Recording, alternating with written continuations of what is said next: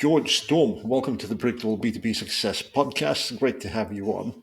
George, you are the CEO of Break the Box, and I'm Correct. curious if you could tell us a little more about what exactly it is that Break the Box does. But for those listening in or watching, you've actually had quite an extensive sales career. You've started off as an SDR, worked your way through different titles. I think before becoming CEO of Break the Box, you were the VP of Sales Enablement. You worked in a number of different industries as well, everything from real estate, SaaS, insurance, and telecom. So you really got a wealth of experience. So I'm curious, why make the transition from working in corporate spaces to creating your own company? Good question, and it seems to be a sort of, in quotation marks, an epidemic of executives or directors like myself around my age. For the ones that can't see, I'm all white, so I'm stepping into 40 later this year. So, as you said, I've been a career salesperson. I've been in sales in various roles for 22 years now. So, more than half of my life and my entire career. I've sold virtually everything under the sun. As you said, real estate, credit cards, loans, telco, events, training. In the last 10 years, I've been in B2B SaaS. And as you mentioned, I did the full journey. I started as employee number 10 or 12, I believe, in a small Swedish startup. I was head of enterprise, then VP sales and customer success. My last role was VP sales enablement. I left the company after it was the majority was sold to a big VC firm from the UK. And at the time, we were 285 people with 4 or 5 offices across Europe. So it was quite a broad journey. And to answer your question, I think the answer is twofold. I think for me, it was always my plan to go downstream again when it comes to startups, to go do the journey again, which is what Break the Box allows me to do now. But to be transparent, I think both for me and a lot of my peers, we got tired from the corporate game, politics, and a lot of slow moving discussions, just to frame it a bit from that perspective. So I've seen colleagues from Salesforce and Microsoft and other scale ups around their 40s to jump off to either do their own startup and start again, or do what I did with my partner, starting Break the Box, going in as advisors or consultants. Returning to most of us stuck around in the industry though. If you could boil it down to one sentence, what would you say is the issue that Break the Box is trying to solve? I can break it down to actually one word, and that's revenue. We're focusing very much numerically. So what we do is accelerate revenue. Um, so bringing in ARR, to Okay. be very direct. And that's interesting because I came across a bit of research, I think it was by Gartner, that found that only 28% of sales leaders are confident in their team's ability to meet or exceed revenue goals, which is quite a stark statistic to look at. The other issue, at least from my perspective, is of course the fact that in a lot of discussions there is a ongoing emphasis on customer acquisition at the Yes. expense of nurturing existing relationships. I'm curious, given that you've done quite a gamut of sales roles from SDR through to customer success and sales enablement, how do you uh, tackle this issue or this sometimes overemphasis on customer acquisition at the expense of actually keeping customers? And I ask that because I think most people would be aware that research shows that acquiring a new customer can cost 5 times more than retaining an existing one. Yes. And a 5% increase in retention can lead to something like 25 to 95% increase in profits. So there's quite a unbalanced weightage in terms of perhaps where the focus should be in terms of revenue growth. Yeah, and this is one of the, in my opinion, one of the biggest issues in at least our industry, and I think in more industries, which is lack of foresight when it comes to leadership. There are a lot of people that are traditional salespeople like myself, that we have been trained that the job is an eternal new logo hunt. The more customers we bring in, the better we are. But the better we are as managers, the better our teams are, the better we are as salespeople. However, the market has changed a lot for at least for B2B SaaS companies. Customer success or customer retention and growth are not only important building blocks for a successful company, but it's also, if you look at it purely from a bottom line perspective, at least for my time, the 2-3 years that I run both departments, customer success outperformed sales 2-1 at least when it comes to revenue acquisition. So expanding new customers was a lot more profitable than it was acquiring new logos. Also, it was a lot cheaper, as you said, and CAC or customer acquisition cost is growing a lot across all industries nowadays, with customers being a lot more skeptical, the sales cycles expanding. But also when it comes to nurturing and expanding customers, because expansion also comes from nurturing, it comes from a customers being happy with you, and also a customer that expands and continues to invest in your product or service is also a lot more likely to stay with you for longer. So efforts like that increase satisfaction, which then increases investment, which in turn increases the likelihood that the customer stays with the brand they're with. Sure. There's a lot there to unpack, and I'd love to dive into that. But let me ask you more of a personal question first. Given your journey to date, what would you say is your personal area of strength? Curiosity is the main thing, I would say. I have been very curious even as a child, so I'm always trying to find sort of new ways, and this is what I'm instructing my sales development team now at Break the Box. There are younger people to be very curious, to consume as much content or as much information as they can, and also to, out of curiosity for me, what happened is that I would get one approach from management or conventional wisdom or literature, and I would try 6 more of my own. So what if I did this instead? Which led to methodology, but it also led to a lot of breakthroughs when it comes to a process or knowledge or career development. Interesting, because I was also going to ask you, in that area of strength, what would you say is something that businesses don't know but should? When it comes to curiosity, I think we are training we put exponentially more emphasis on hard skills and not enough on soft skills, like curiosity, like adaptability, like agility, mental agility, active listening, EQ, so emotional intelligence. These are skills that we rarely train our teams on. And if you look at, you mentioned Gartner before, if you look at studies, what makes successful salespeople, so for example, successful managers, we see that there is a big shift to specifically emotional intelligence and a mental agility, being able to understand your counterparts, being able to lead the conversation in a way that makes people feel understood, and also be able to adapt. Either that is customer demands or market conditions or a scaling company, whatever it might be. So we perceive soft skills usually as innate, and they are not. All of these things are very much trainable.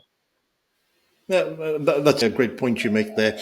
You mentioned a few tips to developing that muscle, so to speak, consuming content, active listening. But in terms of encouraging your sales development team, and perhaps even for yourself, uh, what would you invest in order to really make serious gains in this area of curiosity and empathy? You mean as a manager or as an individual? Both. Both. As an individual, I think you should find areas that pique your interest, because there are several areas within the same profession that could help you train this type of skill. For instance, I was always very interested in philosophy and psychology. And I think sales is in part very much based on psychology. So since I was interested in these specific topics and it's something that I could consume without getting tired or without feeling like this is a chore, I could consume a lot more content and then try to apply things to everyday work. So I would say find areas that are of interest to you and see how you can tie them into to your profession.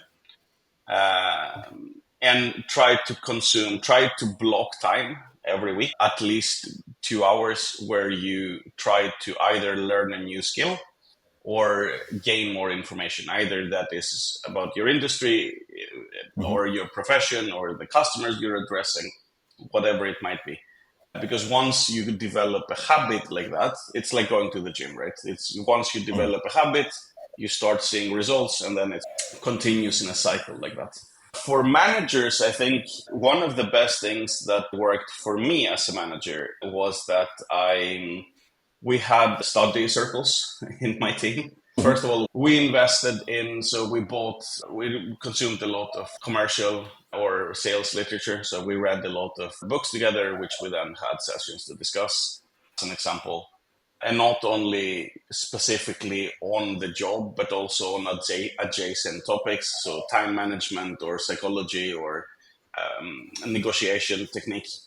But the last thing that it was the lowest effort threshold, but also the highest yield for us when it comes to people learning new topics is that I assigned one person per week to find a topic that they are interested in, to pull an article or a video from YouTube or some podcast episode like this one, send to the team 3 or 4 days in advance, ask them to consume the content, and then present what their findings were. Why did they find that Hmm. interesting? What did they learn? And then it was 1.5, 2 hours of discussion, Brilliant.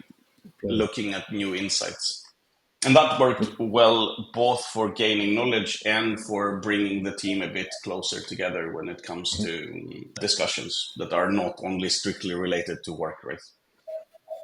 Brilliant. I think a lot of what you said also relates to customer success, but I'd like to focus in perhaps on the insights that you're able to draw from your existing clients. Obviously, data is important in terms of being able to create the kinds of experiences because that's really what captures interest and keeps them with you as opposed to moving over to perhaps a competitor.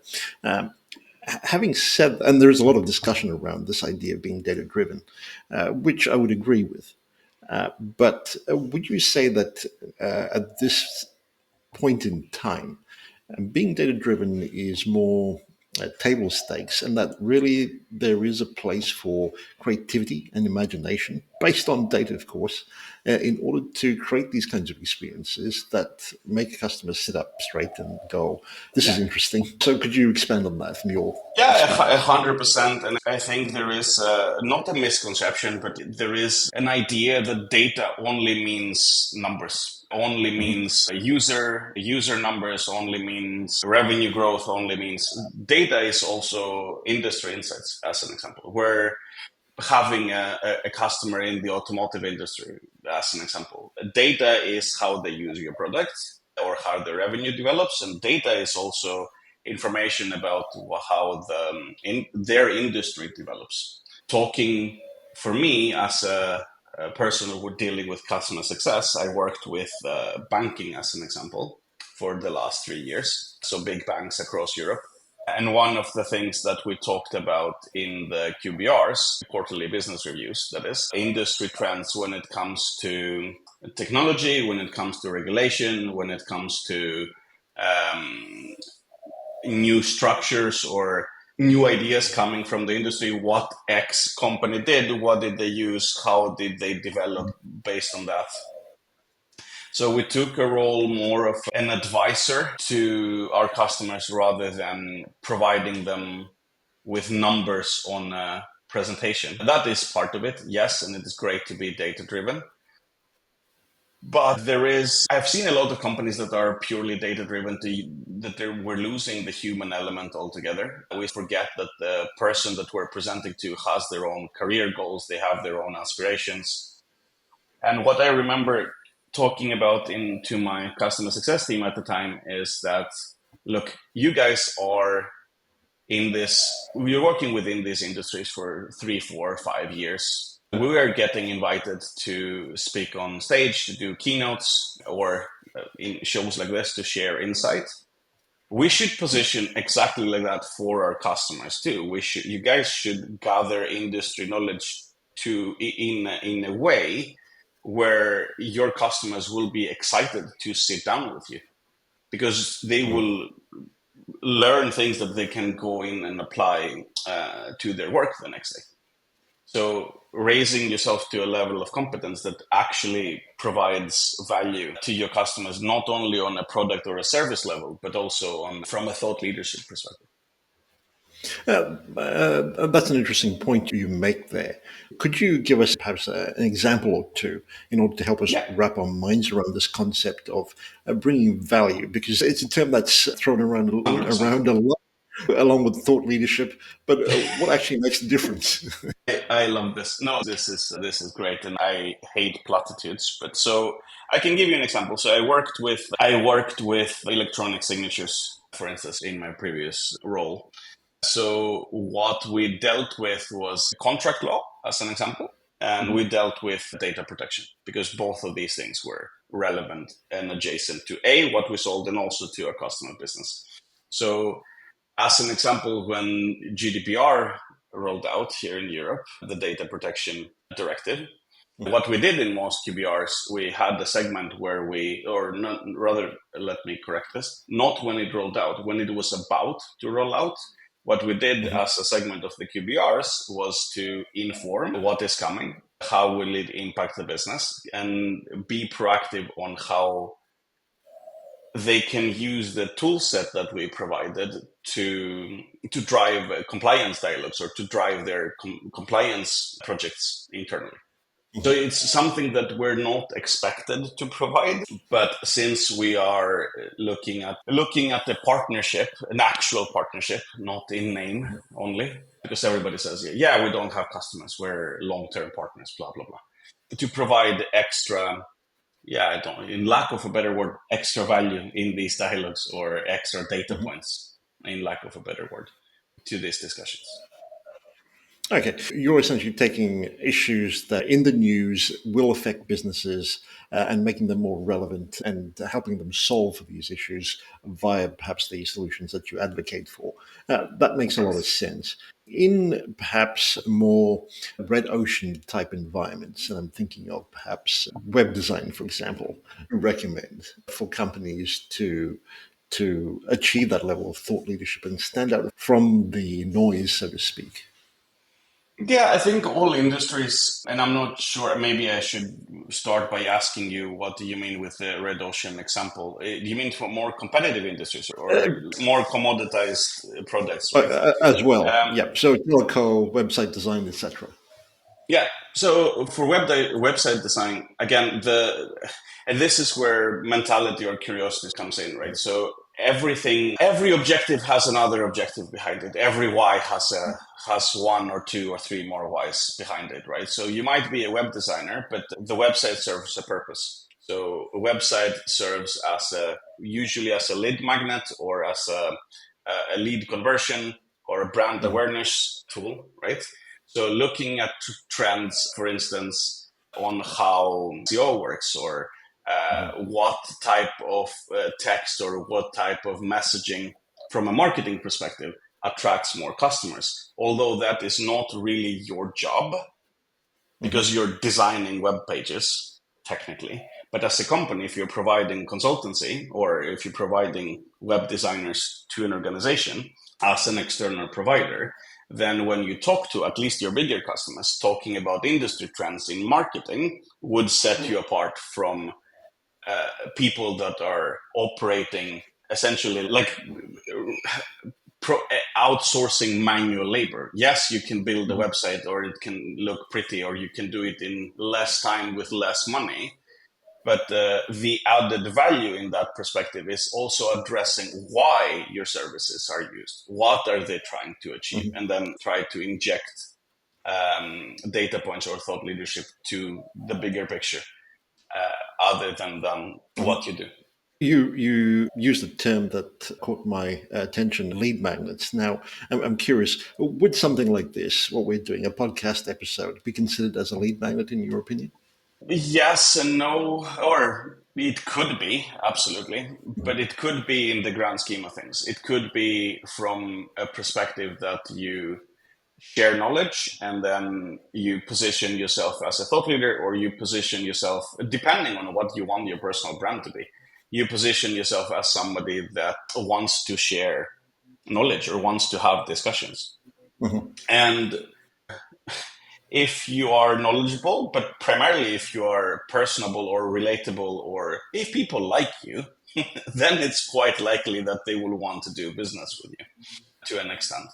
And personal branding and exercises like podcasts or webinars or being on stage, of course, they do help with awareness, but they also help with people getting to know you as both Mm. as a professional and as an individual. And these things connect Certainly. very likely. In breaking the box of revenue growth, so to speak, from a traditional mindset point of view, we've touched upon customer success, and you're also looking at building out thought leadership, adding value, which I would assume, I guess, the initial elements in wanting to build relationships, so that the conversations that you're having are warm as opposed to cold, which Yeah. come out of nowhere, so to speak. I wonder if you could speak to being data driven in the whole thinking around relationship building. Yes, but it depends what we mean with data driven in that perspective. So data driven when it comes to relationship building, I think comes down to what we call buyer persona work. Mhm. So being data driven as an organization, when you want to build relationship, or when you want to, let's be transparent, when we talk about building relationships, of course it's important on a human level, but in our roles we're also talking about driving sales dialogues or driving business, right? So the data driven component, and this is also to your point earlier, what a lot of companies either neglect or don't do at all, has to do with quite detailed ICP and buyer persona work. ICP being ideal customer profile. I know that most Mhm. people know these terms, but since we're heavily Appreciate that. abbreviated, I'm trying to explain. Knowing your customers in depth, knowing where, how their industry develops, knowing how the role develops, and then drilling down from the role to the individual. What issues are they usually facing? And then again, going into meta communication. Let's say that there is a person that spends, let's take a CFO as an example. They spend a lot of hours dealing with payroll or accounting or logging, invoicing, whatever it might be. Yes, that is a pain in itself, but drilling down deeper, what does that mean? Does that mean that they have more stress, or that they can't hire, or that they lose time with their family, or that it affects their happiness or their positioning at work? There are several levels of correlations that we can make with the data, because what I've seen the past few years, because data driven has also become as very much a buzzword, we're focusing a lot on gathering information, but there is very little emphasis on what you do with that data and how do you connect these things to human interactions. Because saying to a person, if I call you up and say, so companies like yours usually do X, Y, and Z, we saw a 33% growth in Y, and hence this is why you should talk to me. This doesn't really, to me at least, this doesn't sound really interesting. Mhm. But if I tell you that, look, I know that you're usually the last three people that I spoke about, your role struggle with X, and I know you work hours, and it puts a strain in your family life. Okay, this sounds a lot more relatable to start a Mhm. dialogue, because this is something that I would ask my friends if we went out for drinks, right? So, how much do you work? What issues do you have? And Yeah. how does that affect you as a person? So, I think a combination of tying data into Yeah. actual person to person or human interactions is something that is very important when it comes to building relationships, at least. I like that because, in my mind at least, there needs to be this emphasis on customer success in order to really understand your ICP, which then translates to some of the conversations you can have with potential new customers in more of a warm manner. We touched upon podcasting, at least from my opinion, and I'm biased. I would say that podcasts are a good way to begin that initial contact. Where you can leverage each other's thought leadership as well on an episode, and then certainly bring in a lot of this data that you already have from your existing customers. So that's an interesting dynamic there. It also raises, at least in my mind, the idea of integrating AI. It's a hot topic; everyone's talking about it. But how are you finding using AI, especially in terms of increasing revenue growth and perhaps in the area of revenue operation, useful? Yes, to be honest, in my view, there are not a lot of cases where I find AI useful. And that might be a unpopular opinion because we're moving, and from the ones in your audience that are about my age or a bit older, AI is the third or fourth wave we're seeing now. In the end all be all technology, it was Mhm, cloud 10, 15 years ago. Then we went to a blockchain and this type of implementations, and now we are at an age where everything has an AI wrapper, at least if it's not mhm, purely an AI solution. And I want to say this when it comes to, and that applies to all tools. Tools without strategy will just drive you to the same wall that you were banging your head on before tooling. What I see most companies do with AI is, when it comes to revenue acceleration, as an example, is we do outreach, we do poor quality outreach faster and in more quantity, which poor outreach hurt our brand before. Now we hurt our brand at scale, basically, with automating and doing personalization in big quotation marks. The situations that I saw AI being super useful is with use cases like I have with started working with recently called Extrovert, and basically they allow users to leverage larger networks. Like I have, I think, 20,000 people ish on LinkedIn, allowing you to have several conversations, showing you threads and prioritizing how you keep a network warm. So it's not purely automation, but it's automated mhm, to a degree which allows you to communicate with your network at scale. I've also seen solutions that increase qualitative dialogues by searching the entire company's FAQs and knowledge database to provide sellers and customer success reps with better answers. But I think the AI space will go through a big consolidation in the next 2 years because now there are thousands upon thousands of companies. Not all of them will survive. And I think that the ones that will and thrive in that regard will be companies that are focusing on either unaddressed topics, usually that are very hard or very time consuming, as maintaining a network, as an example, for people that understand the value of positioning and personal brand, or companies that are focusing on uh, improving quality of work instead of quantity, in that sense. Thank you for that. If I understand this correctly, you're suggesting that it's not so much about AI implementation, but that perhaps one of the key things we should be looking at least with potential sales candidates in our organizations, would be their ability to actually utilize AI to Correct. enrich data and provide new insights into your potential ICPs. Correct. And there is large scale tasks. For instance, I've seen tools doing website scraping and profile scraping on LinkedIn to provide you with extensive research before you do either a QBR or a new customer meeting. And I was actually listening to, again, with the value of podcasts, right, parlaying in from one to another, listening to a podcast from Gartner, I believe, where AI partnership is so the ability of salespeople and sales teams to use AI. Mhm.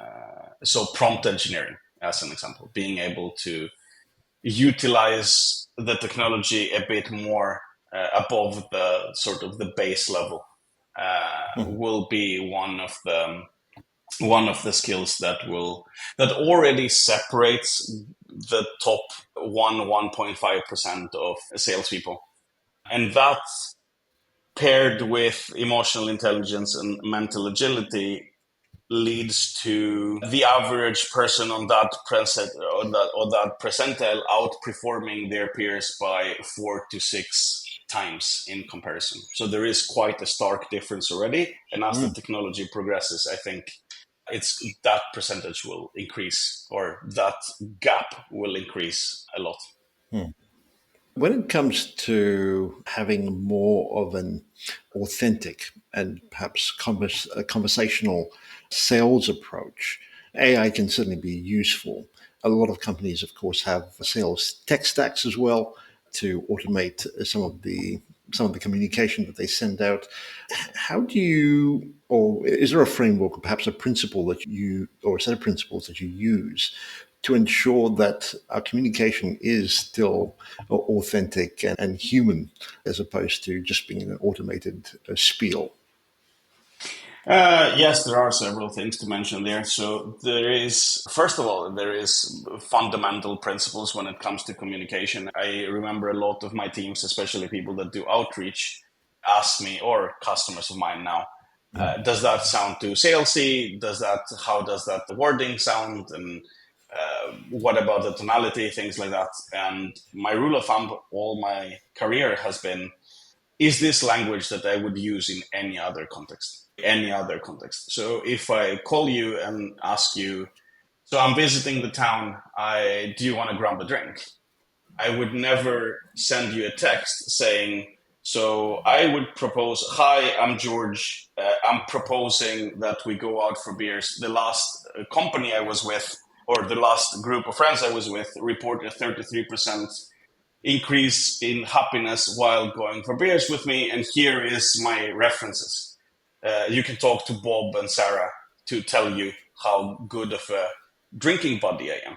This is not communication that you would have in any other context as a first interaction with in any other walk of life. This is only sales speak, which we scale now with AI. We do more of these things. So that is a good rule of thumb to have. And then when it comes to automation, I think first of all, figuring out what your tone of voice is. So how do you Yeah. communicate with people on average? For instance, my tone of voice is probably very different than yours. And what I was always trying to create, anything from LinkedIn posts to email to outreach to cold calls to customer success meetings, what I want people to experience, first of all, I want people to experience cohesion. So when they see me on a podcast or when they meet me in person or where I send them an email, I want the communication to follow the same line. So the same tone of voice. I am quite informal as an average. I use humor. I am quite direct. So that principle permeates all forms of communication, because at the end of the day, what I want is when people sit down with me to not have a disconnect from how I spoke on email and how I am when they meet me in person. So cohesion. Mhm. And then there is something about to be said about authenticity and offering people a memorable experience when they interact with you. Because you talked about red ocean strategy, we are swimming at the sea of competition. Most Yeah. of the segments are becoming oversaturated, and we will see even more oversaturation because AI creates the baseline for a lot more companies to build organizations or to build capabilities that we didn't have before, which means that a lot more companies will spring up not only AI companies, but a lot of other Mhm. industries, from web development to what have you. So to be memorable, to be personable, and to be a person or a brand that people connect with on a human level. When it comes to, once you capture a tone of voice, there are ways to train AI to follow that Mhm. tone of voice. And I would advocate, at least at this stage, because I haven't seen solutions where the tone of voice is captured perfectly and then it just works at scale, that there is at least for a period human touch, approval and editing, a bit of QA, if I am to put it in these terms, before we ship things out. Okay, brilliant. A lot of what we're talking about, I'm sure listeners would go, "Yep, that makes sense, George." However, here's the issue: I'm dealing with others on my senior executive board who don't quite see things the way I do and you do. There's obviously a mindset and a heart shift that needs to occur. How would you? What advice would you give them to help them navigate that journey? You mean to convincing management or convincing their Right. boards? Yeah. Yeah. So there are things to be said there, because it is a generational or a technology gap sometimes. Their experience is quite different than ours a lot of times. And for me, when it comes to convincing people that have different opinions or primarily different experiences than you do, is to approach the topics with a bit more understanding. So try to understand why they are resisting change, what leads them to resist change. Usually it is either, more often than not, is either a risk or perceived risk or lack of understanding. So instead Mhm. of being confrontational, we can try to be either to educate without being patronizing, to educate what we see the benefits to be, to take an approach very much like we take with our customers, to first inform, educate, prove. So this is the correlations I see, this is the benefits that I see, this is how I see doing it, and then try to be also empathetic and appeal to what is it that brings resistance. So try to mitigate risk and educate on or inform when it comes to what, because there is often a case where people are having a hard time drawing parallels. I see the same. I have a lot of Gen Z people in my teams now trying to convince me the value of using memes on TikTok as a marketing tool. And it is a space where I have very little information. So I need to first understand what the value is, what result Mhm. it produces, and then I will be a lot more open to, because Mhm. I will feel understood, because my concern will feel understood. Like, yeah, instead of saying, so yeah, my management just doesn't understand, because this is very often the dialogue that we have both internally and with our peers. Yeah, they just don't get it.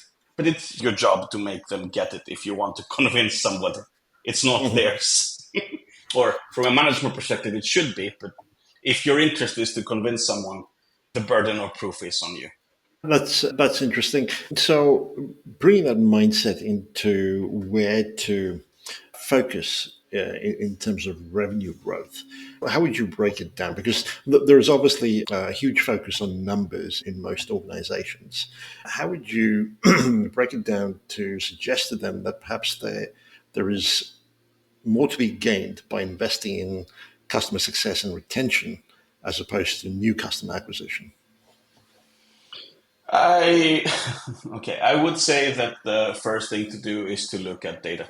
So you mentioned some points in the beginning of our discussion when it comes to looking at, for instance, in our industry, in SaaS, there is a metric that is a lot of companies measure, which is CAC to LTV. So a Mhm. customer acquisition cost versus lifetime value. So customer acquisition cost is increasing dramatically. The market is a lot more skeptical. Sales cycles are a lot longer. Hence, ramp up types for salespeople are longer, which means that these investments from a financial perspective in onboarding new sales reps, if they only do new logos, the investment will be both very risky and very front loaded Mhm. until it starts paying off. So, from a financial perspective, investing in customer success is a wise decision. It's cheaper. It will also provide you with a stable base. Even if you want to do, even what you want to focus on is logo acquisition, there is no better lead magnet than happy customers, right? So you work with them with retention, but you also work with referrals. You also work with building business cases and customer cases with them, doing webinars, putting them on stage, podcasts like this one, inviting them to speak about how they experience working with you, what benefits they had, and even if, and this is to connect back to your previous question, because I had this dialogue with my management, because we were also Mhm. very much focusing, and this is understanding the balance, right? Because I was talking to my management, they were focusing on logo acquisition. The reason they were focusing on logo acquisition was that our board at the time, from a top down perspective, Yep. said before money became started having a cost, we're talking 3 4 years ago, where we're just throwing money at growth Mhm. in quotation marks.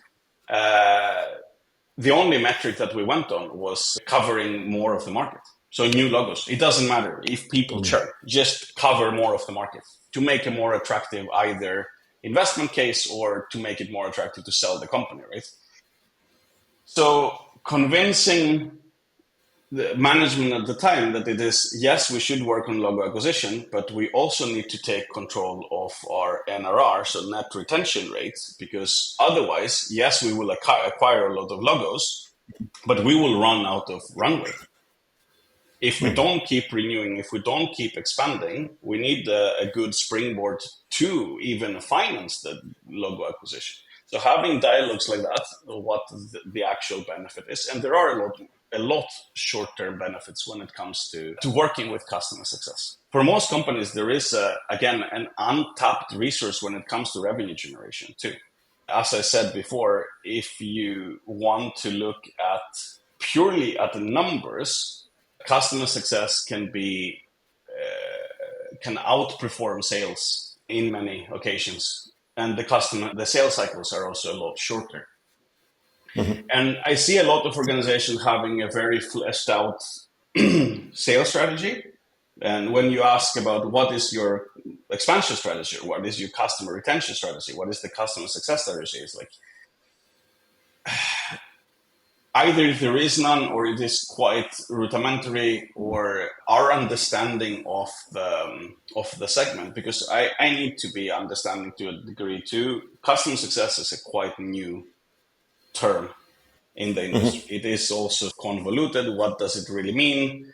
What should the customer success management do? People confuse customer success with customer support.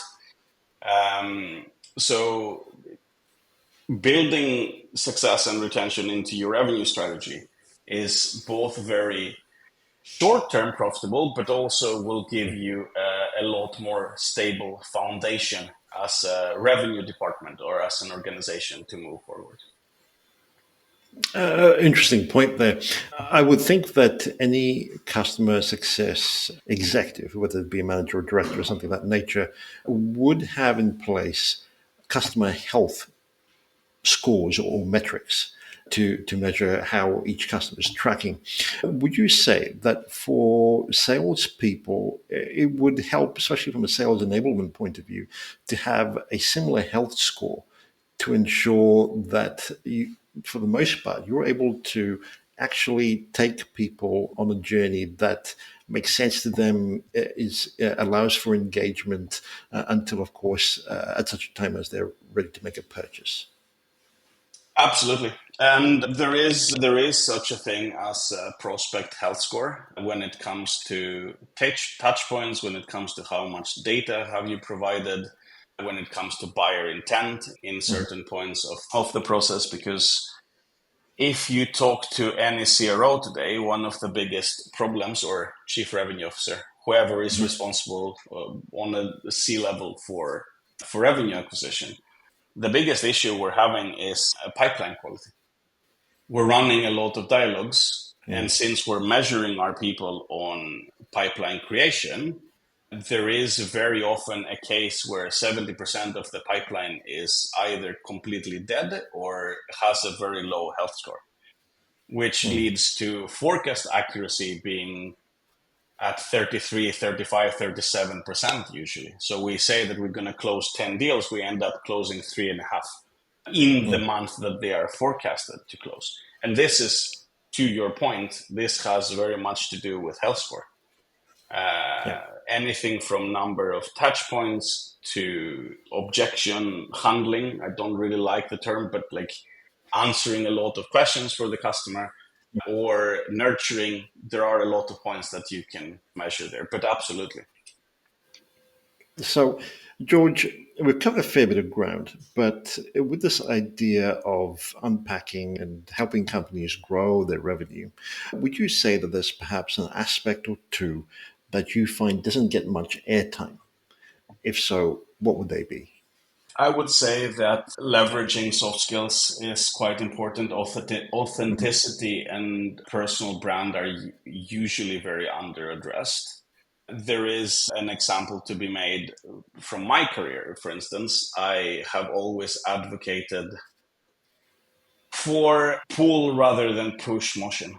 To go back to your point about podcasts, being out there and providing information about your customer's industry will lead a lot to emotion where people are pulled to you to ask you questions, to start dialogues, instead of you shoving your message down their throat in lack of just to Mhm. be a bit more direct. So focusing more on drawing people in than chasing them down is usually very under addressed. And then the major thing that I think is very under addressed, and also one of the foundations of why the company that I represent and I am responsible for now is called the Break the Box, has to do with creativity. We're very attached to norms, especially in sales. We're still implementing qualification methodology from the 80s. We're still teaching people band and medic and splice and all of these methods severely outdated. And we're boxing people in to a specific, very contained process path that disincentivizes creativity. I think, or I don't think, I know for a fact that the biggest wins of my career have come from instances that I break process completely. So yes, usually you do three follow-ups. What about if you just take a car and go to your customer's office and take a coffee with them and ask them how their day is going or why is your process stalling? So breaking patterns and being creative, and training your teams to think outside of the box or be creative or use their personality, their creativity, their imaginations on how to either capture attention or move things forward or provide extra data points or extra value to these dialogues or to themselves for that matter. So with using or putting a lot more weight on creativity and unconventional technique, both helps us differentiate. It helps us stand out from the crowd and be personable and memorable, but it also breaking patterns in general and also from a psychology perspective is very beneficial for these type of dialogue. Brilliant. Love those points. George, to wrap up, if you were listening to this episode, what would you say would be your top takeaway? My top takeaway, or what I would like to leave people with, is to continue being curious. And if they don't feel that they have the motivation to do that, they can build routines around it that will give them a lot of results. And the last one was the point that I just made about looking at a bit more unconventional technique. Use your creativity to enhance your process besides what you have put together to scale your organization. So be curious and be creative. Certainly. Just on the point of being of bringing in creativity, could you give us an example of what you mean? It can be anything depending on the situation. I was just having a dialogue yesterday. Social media tools. One of the greatest examples of creativity in that sense that I have seen is a company that approached me a couple of years ago. Uh, and instead of pitching their services, what they did is they put together a scoring based on social media or social selling Mhm. presence. What they did is they scored my company and five other competitors. It's a scoring that is innate to the vendor that I'm talking about now. It's not an industry score. Mm. So they had this idea. So we will score companies based on this metric. So how many people should be active on LinkedIn? How many people are active? They did the ratio, and then they ranked five of my competitors on that ratio and presented the findings on the first outreach. I think that was a Mm. great example of being creative. I've also had several examples from my career. Processes stalling. I remember working with a big company. We were in process for 3-4 months. The process was stalling. So what I did in the end was I booked a ticket. I flew from Sweden to Norway. I called them in the morning and I said, so I happen to be close to your office now. I think we're a bit delayed. Would you guys be open to having coffee? They accepted the invite. I went into a physical meeting. Uh, we ended up uncovering the reason of the delay, and we wrapped up the deal that week. I can give you last example because I have quite a lot. You tapped Sure. onto a big storybook there.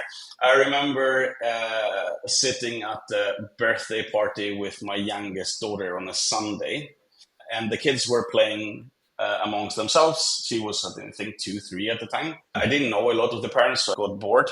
So I texted one of my customers or my prospects at the time. What are you doing? I know we have a contract out. How's your Sunday? And he replied to me, I am in a birthday party with my kids. I am bored out of my mind. I didn't have time to look at the contract.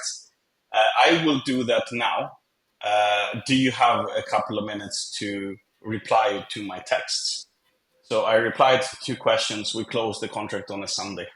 So Mm. these type of pattern interrupts being quite, and again, these have to do with relationships again, but thinking a bit outside of the box has historically helped me a lot in either progressing deals, progressing my career, moving process forward. And also to be transparent at the end of the day, having a lot of fun with what you do. It makes Mm. your work life a lot more exciting. Oh, I will try this. Let's see what happens. Again, tying back to curiosity. Appreciate that. This has been great. If listeners and those watching are curious, want to find out more or connect with you, where would you recommend they head to? LinkedIn. I live on LinkedIn. George Storm on LinkedIn. Connect, send me a message. Happy to chat. I also have there are a lot of free resources people can find on my profile about ICPs, about Mhm. qualification frameworks, whatever. There are a lot of things there to have a look at, primarily to, I don't know, exchange ideas and have a chat and Mhm. bounce things off of each other. Okay, we'll include links to that in the show notes. George, thank you so much for doing this. Really appreciate you getting up so Thank early. you. Thank you.